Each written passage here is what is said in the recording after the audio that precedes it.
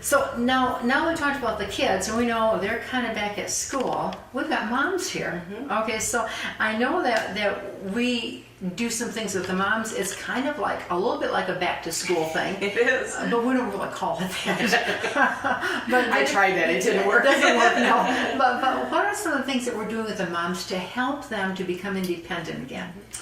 We started offering a new series of life skill classes.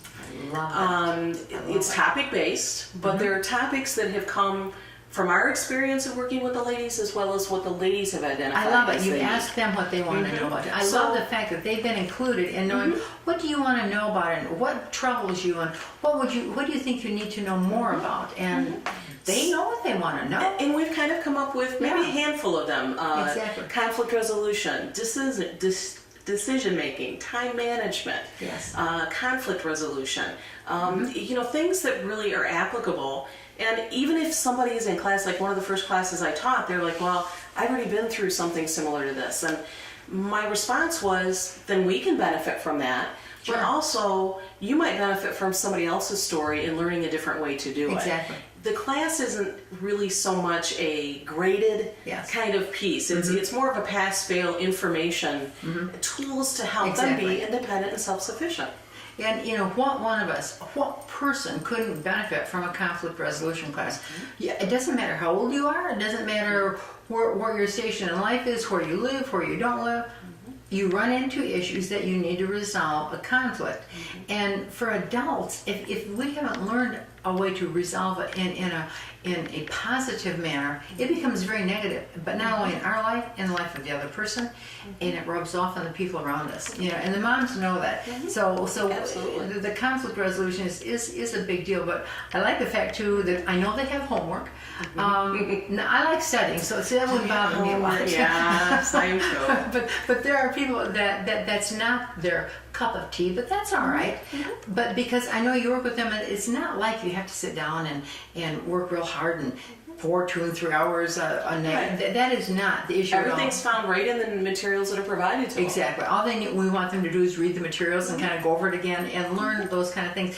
But I like too the fact that the classes are interactive and the women they ask questions and they can interact with each other, and so it's an easy setting for the women. It's not like rigid like school or anything. And in fact, I know sometimes you have class downstairs in the dining room with a cup of coffee. The coffee pot's available, and sometimes cookies are there, and so it's easy. It's more like sitting around with good friends and learning together something. It is, and it's very much as we start talking about the topics and delve into certain elements of it, a lot of the ladies, the learning comes from their examples. They'll say, I had this situation, and what should I have done, or I don't want to do it this way anymore. And that's the amazing thing I find in this is it isn't so much that the ladies don't want to do these things, they don't know how to do these things. And one of us doesn't ask the question. Sometimes you walk away from something and think,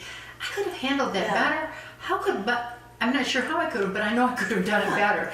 So how would I do that better? And they just, it's a great group of ladies in there. And, isn't that nice? And you have all different learning levels, so you reach out to them in those different levels and examples. But the biggest learning I see that comes is from the sharing in the class discussion. That's wonderful. And I know another thing that we do, that we've done always, and we're still doing, is called money management. You might call it budgeting. We call it money management because that's a little bit of an easier term.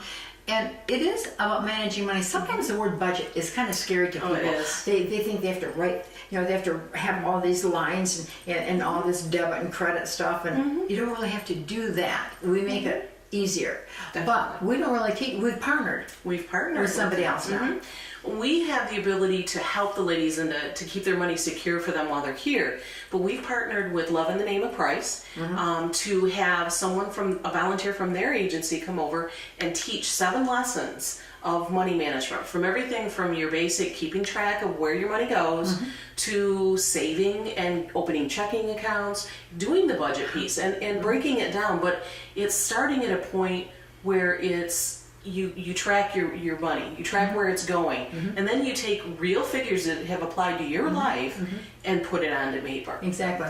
And that makes so much more sense, and it's so much easier when you're dealing with what you have and know you've got this much and you have to do these certain things and what do you have left over. But it's easy to sit down and do that, and I love the fact that Love is helping us to do that. Yes. They have such a good reputation about doing money management, and so that was a really good thing. Yes. Another thing though that I know we've done is we are working with addiction issues with women too. Yes. We're almost at our break, but we want to tell you a little bit about what we're doing with addictions. Addictions come beyond the substance abuse and alcohol piece. It can be addictive behavior. Somebody could be not using a substance, but having an addictive behavior because they've been influenced or been around it, or they're recovering. It's working with them to give them a basic understanding of what addictions are beyond substance abuse, beyond alcohol use. It can be sexual addiction, it can be food addiction, it can be spending addiction. It's the behavior itself, not necessarily which item they happen to choose as their poison, if you will. So helping them to understand the behavior behind the actions is what we're focusing on in the addictions Now, who classes. teaches this class? I know we're almost at the break time, but who teaches the class for This us? particular class, we have a volunteer that's trained in addictions teaching the I class. love it. So it's not something that we just decided to do and kind of appointed somebody, but we have somebody who is trained in addiction issues and the volunteer who Yes. loves the mission and is coming and teaching the women and working through the class. And I'm so glad you mentioned some of the things that can be an addiction, because most people think of addiction as drug or alcohol, and it's so different when it's something else. If it, like you mentioned, it could be a spending issue. It could be a hoarding issue. People hoard because they're afraid that they won't have what they need, and because maybe in their past they've had that experience and not having what they need.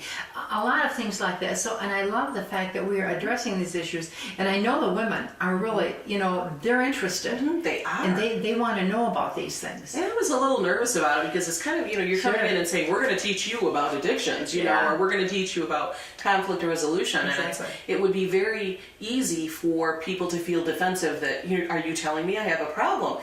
And that hasn't been received that way. And I think it's in part the way we presented it. I think it's our instructors who are a mix of staff, volunteers, trained people that have come in and recognized that piece to begin with. So it's being something really enjoyable for all of us. How good. I am so glad for that. I know we have to take a break, and we're going to take a quick break right now, but I want you to, this is your chance to get your glass of water, a cup of tea, or coffee, and come back. We have more of these things we want to share with you, some of the things so you can learn more about what we do as well. So we'll take a quick break and be right back.